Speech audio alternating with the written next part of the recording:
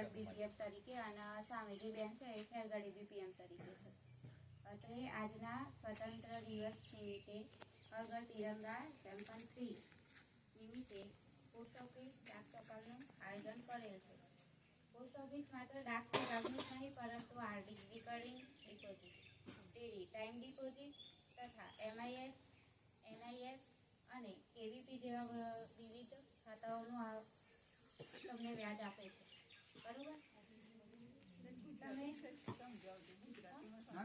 સિવાય પીએલઆઈ, આરપીએલઆઈ જેવા વીમા તથા જીએજી પોલિસી, જીઆઈ પોલિસી, અકસ્માત વીમાઓ પણ પોસ્ટ ઓફિસ તમને પૂરા પાડે છે.